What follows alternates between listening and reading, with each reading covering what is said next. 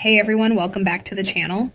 Today I've got a story that's going to pull you in from the very first second, and trust me, you won't want to look away. Picture this. I'm 6 years old, standing alone in the middle of the woods, watching my parents walk off into the distance because they decided I wasn't worth keeping. That was me, Lila, abandoned by the people who were supposed to protect me, left behind like I was nothing. I can still feel the cold air, the sting in my knee, the sound of their footsteps fading away. Now fast forward 21 years. I'm 32, running $1 million design company I built from scratch. And guess who shows up at my office door? Those same parents calling me their daughter, acting like they've been searching for me all this time. Spoiler alert, they weren't there to hug me, they wanted something else. This is the kind of twist that makes you sit up and wonder, how does someone come back from that? Well, you're about to find out. So who am I? I'm Lila Bennett, or at least that's who I was back then, a little girl in a small Ohio town, thinking I'd grow up with a mom and dad who loved me. Turns out I was wrong. They ditched me at 6, left me to fend for myself in a forest with no food, no map, nothing but a backpack they'd given me as a trick.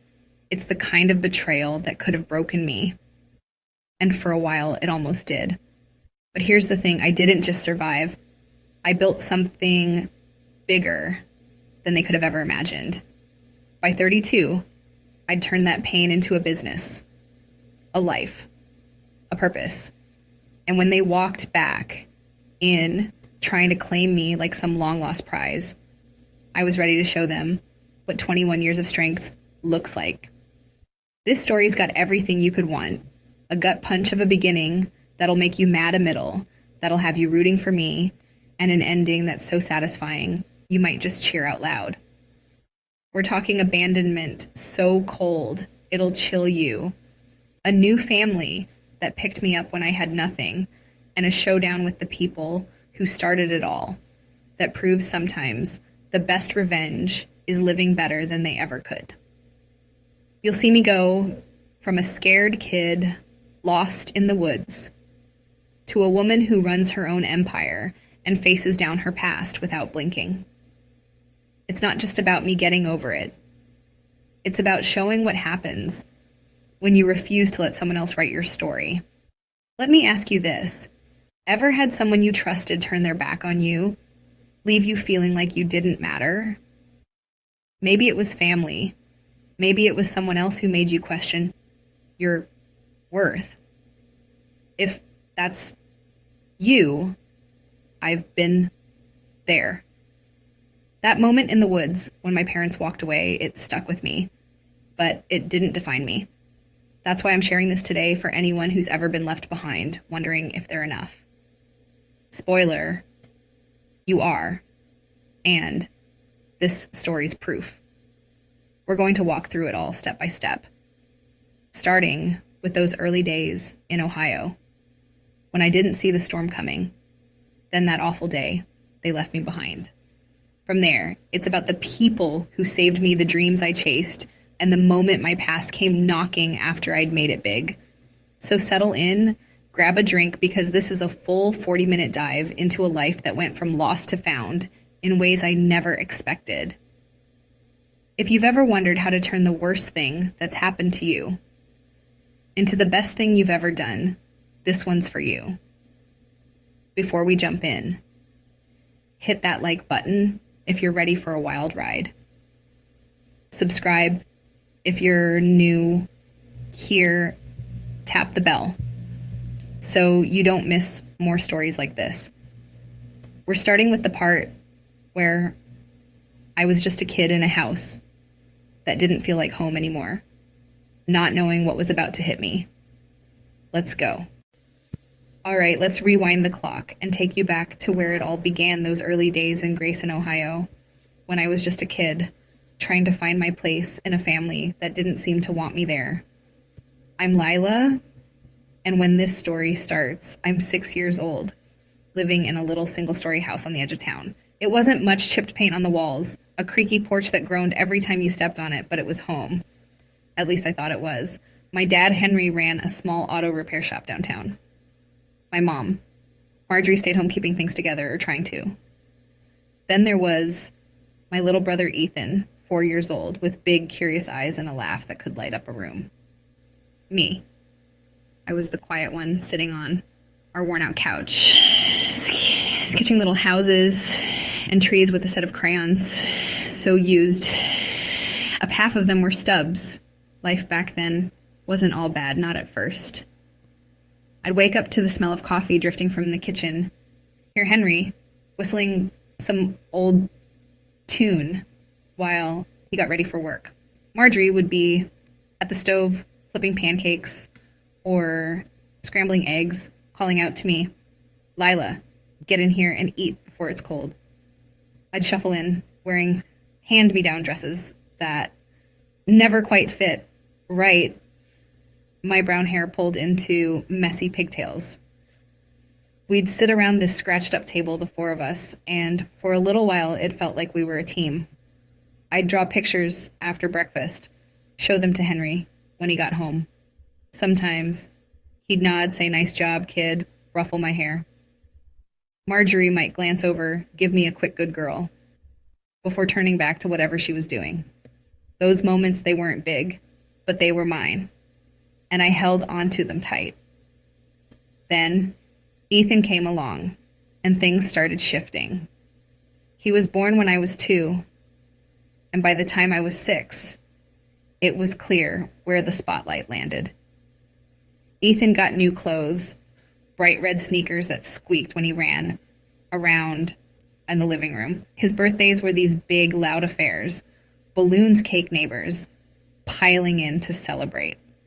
Me, I'd get a card, maybe a used book if I was lucky. I'd bring home report cards full of A's, hold them up, hoping for a smile, something to show they saw me.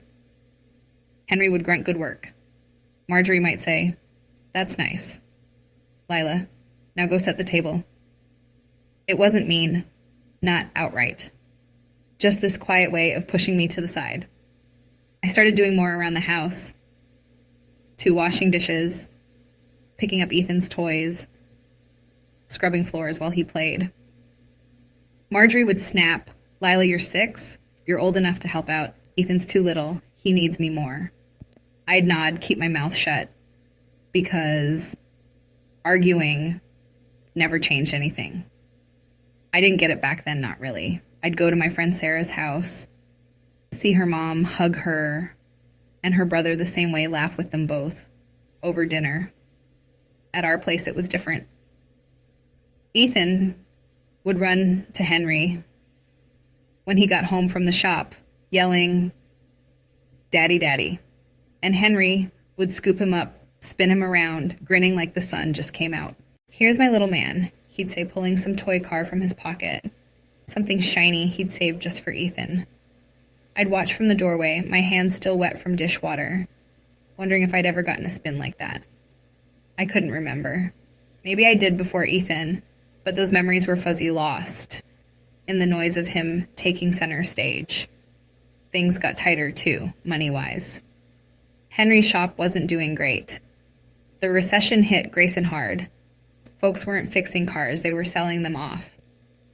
I'd hear him come home late, shoulders slumped, his usual whistle gone. One night I was mopping the kitchen floor after dinner, Ethan asleep, Marjorie and Henry on the couch, watching some old sitcom. Their voices drifted over low tense. "We're behind on the mortgage." Henry said, "The bank's breathing down my neck." Marjorie's voice shook. "What are we going to do? We can't keep this up." Then Henry dropped it quiet, so quiet I almost missed it. "As long as this keeps going, I don't think we can support. All 4 of us." My mop stopped moving. My stomach twisted. Support. All 4 of us. I was 6, but I wasn't dumb. I knew who they meant, the extra, the one they didn't spin around or buy toys for. It wasn't long after that when things got weird. A few days later, Marjorie called me into the kitchen, her voice softer than usual. Lila, she said, we're going camping this weekend, a family trip to Grayson Hills. My eyes lit up camping. I'd never been. Really, I asked. I'm coming too. Of course, she said, smiling, you're big enough now. She handed me a paper bag. Inside was a brand new backpack, bright blue with sturdy straps. For me, I whispered, holding it close. She nodded for the trails. You'll need it. That night I slept with it next to my pillow. Couldn't believe they'd gotten me something new. Maybe this was it. Maybe they were finally seeing me. I drifted off, dreaming of campfires and stars, hope bubbling up like it hadn't in a long time. But that hope, it was shaky. Middle of the night, I got up for water, tiptoed past their room. Door was cracked, voices slipping out. This'll work right. Henry said we won't have to deal with her anymore. Marjorie answered, soft sure it's the only way we can't carry the weight. I froze, heart pounding. Deal with her. Wait. Me. I slipped back to bed, stared at the ceiling, that backpack, suddenly heavy, beside me. Morning came, they acted normal, piled us into the old station wagon, headed for the hills. I wanted to believe it was fine. Wanted to trust that smile Marjorie gave me in the rearview mirror. But deep down, I knew something was off. Those early days, they were slipping away. And what was coming next, I couldn't have guessed. Not yet. All right, now we're at the part where everything changes the day my whole world flipped upside down. I'm Lila, and up until this point, I was 6 years old, living in Grayson, Ohio, feeling like a shadow in my own family. My parents, Henry and Marjorie, had been pulling away, favoring my little brother, Ethan, while I faded into the background. Then came that camping trip, the one they'd promised, with a shiny new backpack just for me. I'd gone to bed clutching it, full of hope, thinking maybe this was my chance to feel like I belonged. But what happened next wasn't a family adventure. It was a betrayal so cold, it still gives me chills. Let's walk through it, because this is the moment that set everything else in motion. It started bright and early that Saturday morning. The sun was just peeking over the trees when Marjorie shook me awake. Lila, she said, get up, we're heading out soon. I bolted out of bed, pulled on my old blue dress, the one that hung loose on me, slipped that new backpack over my shoulders. Felt like a prize, something special, just for me. Henry was loading the station wagon, Ethan bouncing around in his new jacket, chattering about trees and bears. I climbed into the back seat next to him, my heart thumping with excitement. Marjorie turned on the radio, some soft country song, filling the car as we rolled out of Grayson toward the Grayson Hills. I stared out the window, watching houses turn to fields, then to thick forest. My new backpack hugged tight against my chest. Henry caught my eye in the rearview mirror, flashed a smile. Got a secret spot, he said, best view you'll ever see. I nodded, grinning back, thinking today's going to be different. We got to the trailhead about an hour later, parked in a gravel lot surrounded by towering pines. Air was crisp, smelled like earth and leaves. Henry grabbed a cooler. Marjorie pulled out this little camera from her bag. Let's take a picture, she said, all chipper, setting it up on a stump. Lila, stand next to Ethan. I shuffled over, stood close to him, my backpack straps digging into my shoulders. She set the timer, yelled, smile, big. Click, went the shutter. The four of us froze in there, Henry, with his arm around Marjorie, Ethan, giggling me, trying to look happy, didn't know it then. But that was the last photo we'd ever take together, the last time I'd stand next to this MSM, like a family. Marjorie tucked the camera away, said, let's hit the trail, we've got a ways to go. Path started wide, easy to walk gravel, crunching under my sneakers. Ethan skipped ahead, Henry pointing out birds, Marjorie humming that song from the car. I kept up best I could, my legs short, but determined. Felt good being out there with them, like maybe I was part of something for once. About an hour in, Henry stopped, squinted at the trees, then turned off onto this narrow side path. Barely a trail at all. Marjorie frowned. Said Henry, "This isn't on the map. Is it safe?" He waved her off. "Trust me, this is the way best spot in the hills. Nobody knows it but us." I followed quite my backpack, bouncing a little as the ground got rougher roots and rocks popping up everywhere. Had to watch my step, didn't want to slow them down. Trail kept getting tighter, trees closing in leaves, brushing my arms. Henry and Marjorie picked up the pace, Ethan holding Marjorie's hand, scampering along. I started lagging my sneakers, slipping on the dirt. "Mom, Dad, wait," I called, voice small, trying not to sound whiny. "Keep up," Lila, Henry said, over his shoulder. "We've got to make it before dark." I pushed harder, heart pounding. Then my foot caught a root. Down I went, hard landing on my knee pain, shooting up my leg. "Ouch," I gasped, tears stinging my eyes. Rubbed my knee, saw blood mixing with mud, stood up fast to catch them. But when I looked up, they were gone, around a bend out of sight. Panic hit me quick. I stumbled forward, calling Mom, Dad, my voice echoing off the trees. Finally caught up, saw them stopped. In this little clearing, tall pines, all around a thick carpet of leaves underfoot. No birds chirping now, just wind rustling cold and sharp. Henry turned to Marjorie, nodded like they'd agreed on something. She stepped toward me, face blank. "Lila," she said, voice flat. "This is where we say goodbye." I blinked, confused. "Goodbye, what do you mean?" I asked, hands shaking. "You're on your own now," she said. And then she smiled, this creepy, calm smile that didn't reach her eyes. She scooped Ethan up, hugged him tight, said, "He's our real kid, the one we need." Henry adjusted his backpack, looked at me cold as stone. "A boy's enough." He said, "We can't keep a girl, not now, not with things like they are." My brain spun, couldn't catch up. This was a joke, right? They'd laugh, say, "Gotcha, take me home." "You're kidding," I stammered. "Mom, Dad, please." But Marjorie just stared past me. Henry's face didn't budge. "Let's go," he said to her. "We've got to get back." They turned, started walking away. Ethan peering over her shoulder, confused. "Don't go," I screamed. Ran after them, grabbed at Henry's sleeve. He shook me off. Hard, glared down at me. "Shut up, Lila," he snapped.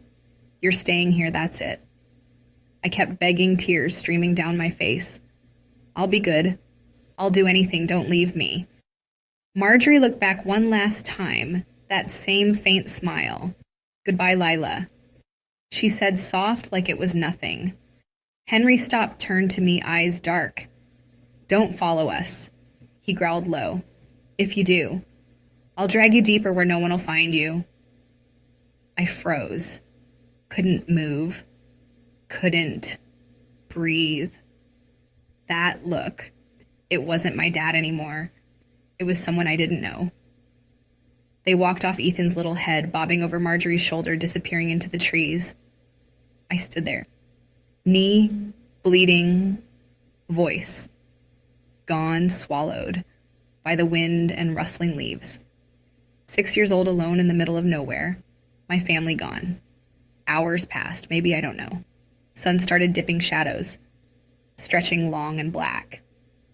I just stood there crying, clutching that stupid backpack they'd given me like it'd bring them back.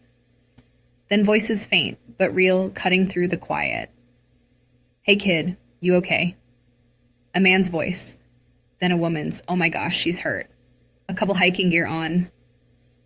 Knelt beside me, asked where my parents were. Couldn't talk. Just pointed where they'd gone, tears choking me. They scooped me up, carried me out, my knee, throbbing my head, spinning.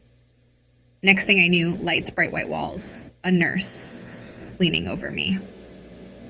Hospital, sweetie, she said, you're safe now. A hiking couple found you. Memories crashed and their smiles. Their words goodbye.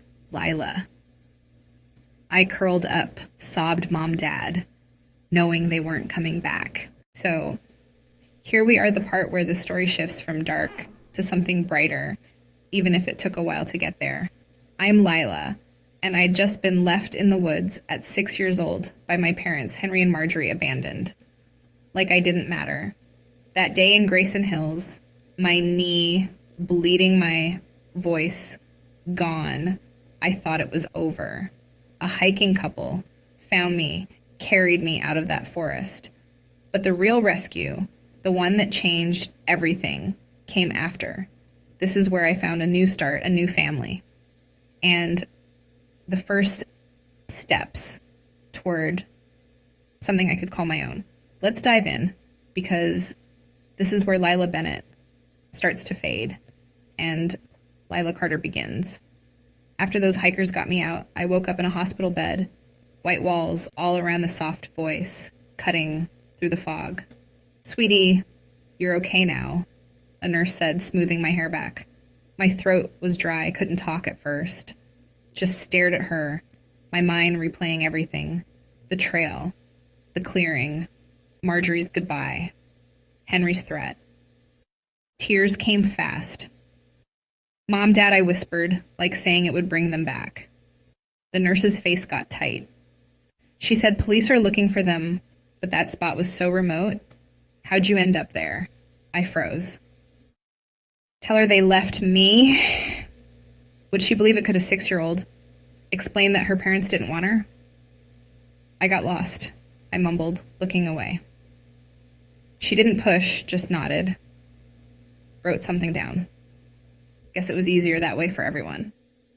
Next few weeks, I was in a child welfare place, a gray building with too many kids and not enough beds. Social workers asked questions. Where's your family? What happened out there? Kept saying I got lost. Couldn't say more. My chest hurt. Too much to try. Police were out looking. Figured Henry and Marjorie were missing too. But I knew better. They weren't lost. They'd left me on purpose. Still, some dumb part of me hoped they'd show up, say it was a mistake. Take me home. Never happened. Days turned into weeks. I'd sit by the window drawing on scrap paper houses, trees, anything to keep my hands busy. My mind off the quiet. Then one afternoon, Janet, my social worker, stuck her head in. Lila, she said, someone's here to see you. Out in the hall stood this couple, mid-50s, maybe both with kind smiles that didn't feel fake. The woman had warm brown eyes, hair pulled back soft. The man, tall, quiet, like he didn't need to say much to be there. Hello, Lila, the woman said, kneeling a little. I'm Grace Carter. This is my husband, Paul. I nodded. Didn't talk. Just watched them. Seen adults come before, look at me with pity, then leave. But Grace and Paul kept coming back. Every week they'd show up, sit with me, talk about little things. Books the weather once took me for ice cream. Didn't push, didn't pry, just stayed. 2 months later, Janet called me in grinning. The Carters want to be your foster parents. She said, what do you think? My stomach twisted. They were nice, sure, but letting them in meant trusting again, and that scared me stiff. Better than here, though, I thought. Okay, I said, quiet, nodding, slow. First night at their place was surreal. House was small, cozy, wood floors, walls painted warm yellow. Grace led me upstairs, opened a door. This is yours, she said. Room wasn't big, but it was mine, light blue walls, white bed frame, a little easel in the corner with fresh paper and paints, even a tiny pot of daisies on the sill. All this for me, I asked, a voice barely there. Of course, Grace said, brushing my hair back. It's your space. We want you to feel safe here. I stood there staring at it, all didn't know what to say. That night I couldn't sleep, kept waiting for it to vanish. Then the nightmares hit. Same every time the wood's dark. Henry, walking away. Marjorie's smile, Ethan's confused face. I'd wake up screaming sheets, soaked with sweat. Door'd fly open. Grace rushing in. It's all right, Lila, she'd say, pulling me close. You're not alone. I'm here. Paul'd stand by the door, quiet, but solid, watching over us. Happened almost every night. Those first months. Grace never got mad, just held me, talked me down, told me I was safe now. Slowly it sank in. They weren't leaving. Started school again. 2nd grade, small place, in town. Kids stared, asked where I'd been. I'd shrug, say I moved, didn't want the questions. Found out I was good at art, though. Teacher saw my drawings, houses, mostly all neat lines and colors, said, Lila, you've got something special here. Told Grace and Paul one night. They lit up. That's amazing. Grace said, taping my sketch to the fridge, you've got a gift. Paul nodded. Gave my shoulder a pat. Keep at it, kid. It's yours. First time I'd heard that pride in their voices, aimed at me, not someone else. Took time, but the ice inside me started melting. Grace taught me how to bake cookies burned. The first batch laughed it off. Paul showed me his workshop little shed, out back where he fixed up old chairs. I'd sit there drawing while he worked quiet together. By high school, I'd joined the art club. Teacher said, Lila, you love this stuff. Think about design, maybe interiors. Made sense. Lines, shapes, colors. They didn't lie, didn't leave. Junior year. Paul sat me down. At dinner, college is coming up. He said, where are you thinking? Shrugged. Didn't know, still felt wobbly about dreaming big. Anywhere you want. Grace said soft. We've got your back. A few months later, got a letter, full ride to Boston Art University interior design program. Grace whooped, hugged me tight. Paul's eyes got shiny, said, we're so proud, Lila, you earned this. College was where it clicked. Moved into the dorm, unpacked. That easel Grace gave me, started classes. Design wasn't just art. It was building something real, spaces people could live in. Sophomore year, I took a risk. Started Lila Carter Designs' little side gig, doing room layouts for friends. Word spread by senior year. I had clients, real ones, paying me to sketch their homes. Graduation day, Grace and Paul were in the crowd, clapping loud as I crossed the stage. Lila Carter, the dean, called.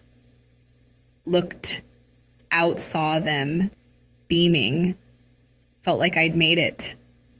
Not just through school, but through everything.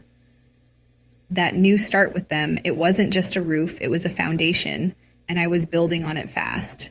Next up, we'll see how far that took me and what happened when the past tried to sneak back in. All right, we're picking up where things start to soar, the part where I take everything I'd been through and turn it into something huge.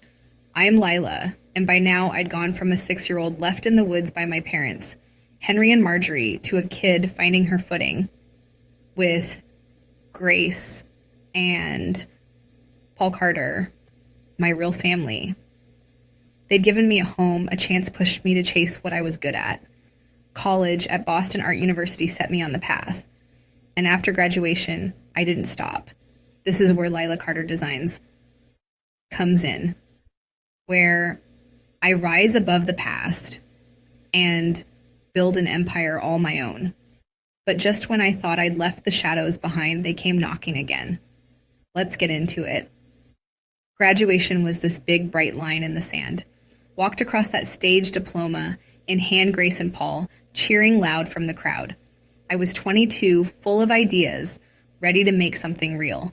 Stayed in Boston, rented this tiny apartment, barely enough room for a bed and my easel. But it was mine. Started Lila Carter Designs right there. Sketching, layouts for anyone who'd pay me. First clients were small stuff. Friends of friends needing a living room. Redo a nursery setup.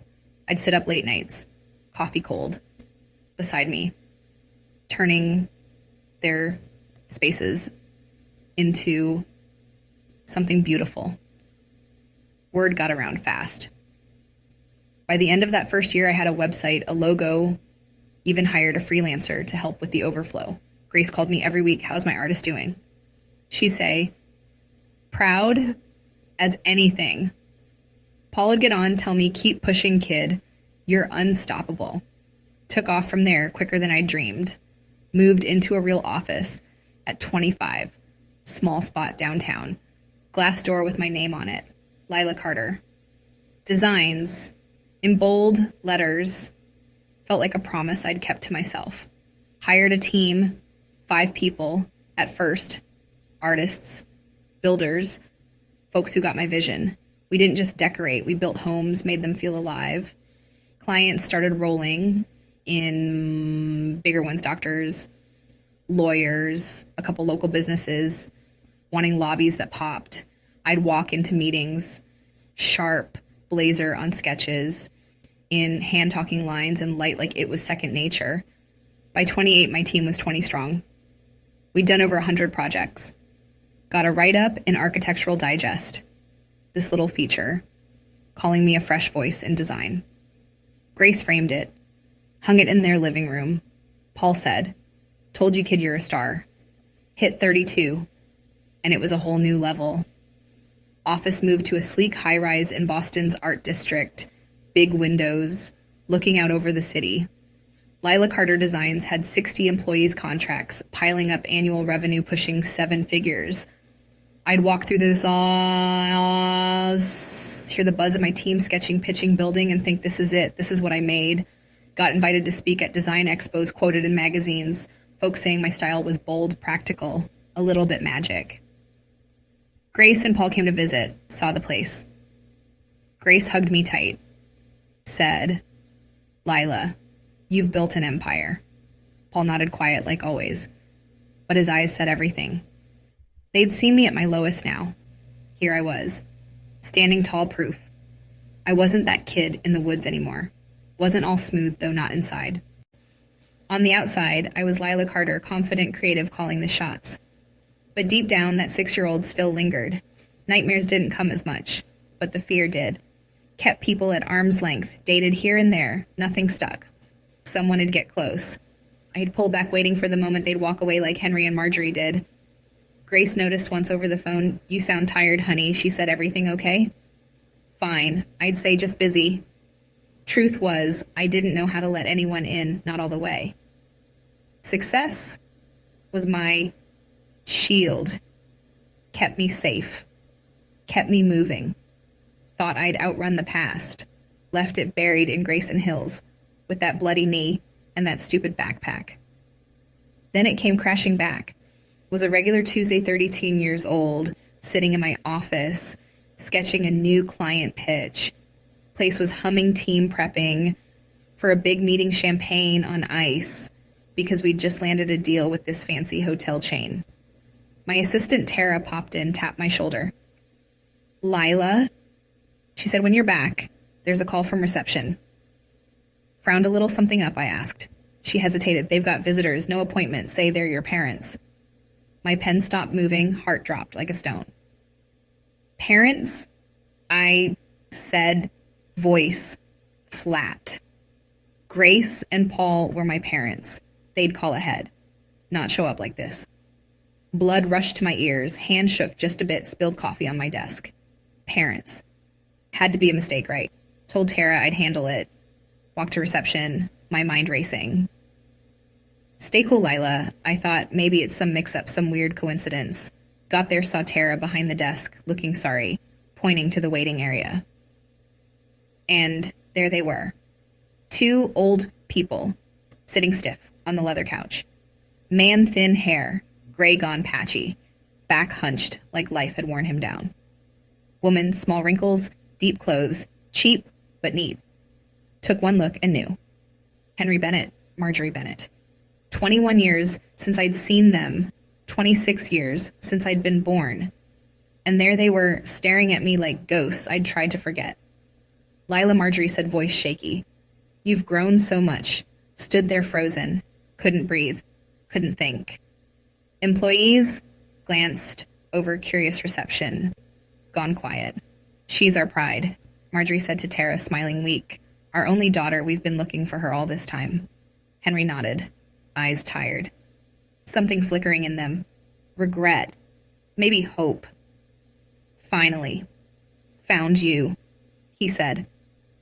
My stomach turned. Flashed back to that clearing, her hugging Ethan, saying he's our real kid, him telling me a boy's enough.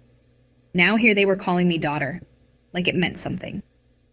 Tara looked at me, waiting for a cue, took a breath, steadied my voice.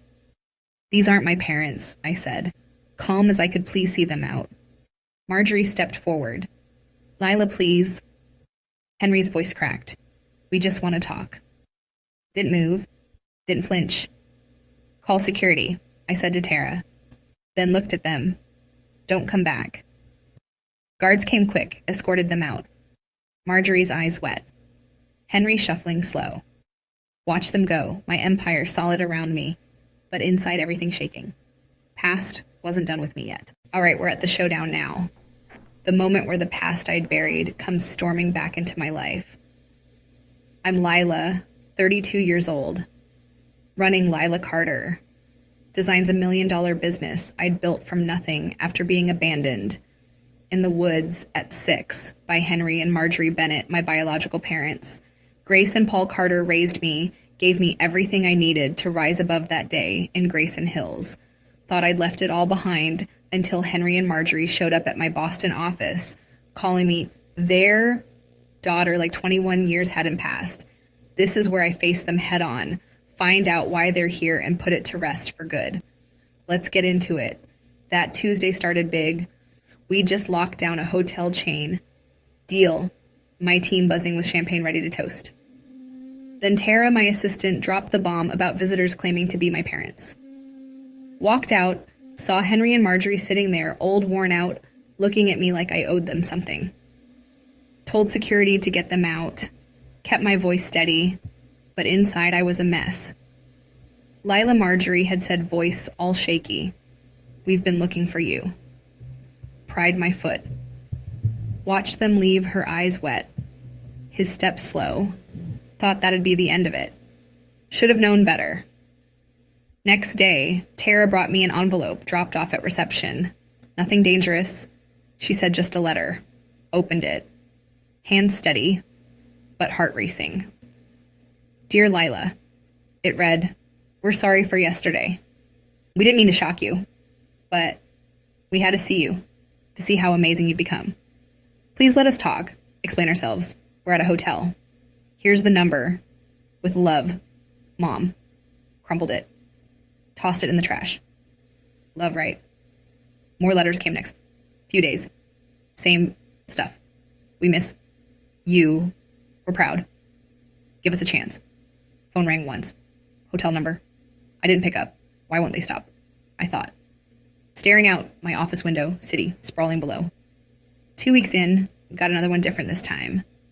Simple line. We need help with an old photo tucked inside. Pulled it out, hands shaking. Me 6, Ethan 4, Henry and Marjorie smiling.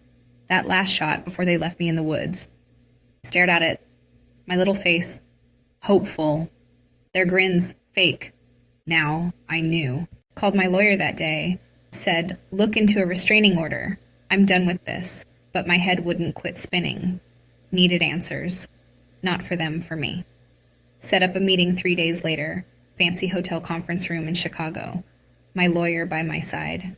Grace there, too. Her warm eyes keeping me grounded. Door opened. Henry and Marjorie walked in. Hit me hard how old they'd gotten. Henry, leaning on a cane, thin as a rail. Marjorie's small wrinkles deep, both in clothes that had seen better days. Lila Marjorie said, voice. Tiny. Thank you for this. Sat down, lawyer beside me. I looked at them, calm as I could. What do you want? I asked. No shake, no give, just flat. Henry shifted, looked away, shame in his eyes. We're in trouble, he said. Slow, financial trouble. Marjorie's voice broke. Ethan took the shop. It didn't work out. He's got problems drinking, gambling. Kept my face still inside. I was screaming. So what? Lost the house. Henry went on live, off pension now. Just a little place. Why me? I said, why now? Marjorie pulled a clipping Forbes piece about me, tears in her eyes. Saw this, figured you'd made it big. You want money. I cut in sharp. Is that it? Suddenly, I'm your daughter again. Henry coughed. We were young. Back then. Dumb didn't know better. Choice. I said, voice cracking. First time. Emotion slipping out you call leaving me in the woods. A choice. Tell me why, really. Silence hung heavy. Then Marjorie whispered. Small. A boy could keep the business going. A girl was extra. We couldn't afford. There it was. The truth. Raw and ugly. Something broke in me, but also let go. Stood up slow, I get it. I said, I'll have my lawyer send a small monthly amount. Living costs? That's it. Hope lit their faces. But I wasn't done. Conditions, I said, never contact me again. Ethan gets help rehab. Marjorie started, Lila, please. I held up a hand. This is business, not feelings. Walked out Grace. Following.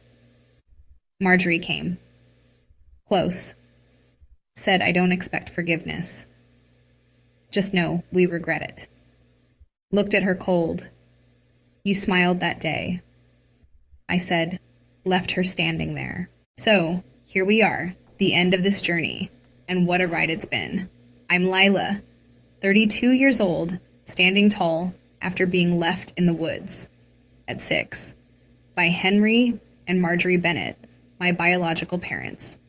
Grace and Paul Carter took me in, turned my broken start into something solid, built me up to run Lila Carter, designs a business.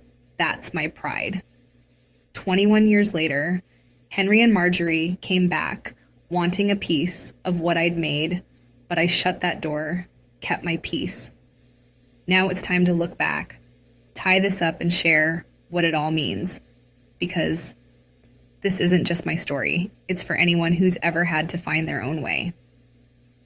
After that meeting, Henry and Marjorie faded out. Heard later, Henry passed from a heart attack, didn't go to the funeral, sent flowers instead. Marjorie started volunteering at a local library. Ethan got into rehab, took a job, fixing cars, small, honest work. Me, I kept going. Lila Carter, designs growing strong, Grace and Paul, cheering every step. We'd sit at their place, sometimes Grace baking cookies, Paul tinkering in his shed, me sketching by the fire. They're my family not because of blood, but because they chose me, stayed when it mattered most. That's what hit me hardest. Family isn't what you're born into. It's what you build with love and trust. Started the Fresh Canvas Fund last year, puts art supplies and scholarships in the hands of foster kids. Reporter asked me once, why this? Why now? Looked at Grace. Smiling across the room, said, because family's a choice, not a given, and I want kids like me to know they're enough. That's my mark, turning the worst day of my life into something good. Still get shaky sometimes, waiting for people to leave me. But Grace says, Lila, you're stronger than that. And I believe her. Built a life, a home, a legacy from a girl who had nothing but a bloody knee and a backpack. Here's what I want you to take away. Pain can break you, sure, but it can also build you if you let it. Being left in those woods could have ended me. Instead, it started me. Grace and Paul showed me worth. Henry and Marjorie showed me truth. And I showed myself I could rise above it all. Ever been left behind? Felt like you didn't fit? Tell me in the comments. I read everyone. Your stories keep me going. Keep this channel alive. If this hit you, hit that like button. Let me know you're here. New, around, subscribe, tap the bell. More real stuffs coming your way. Thanks for sticking through this 40-minute tale from a kid lost in the woods to a woman who found her place. Took 21 years to face my past, but I'm here now, redefining family On my terms, living proof the worst can lead to the best if you choose it. See you next time.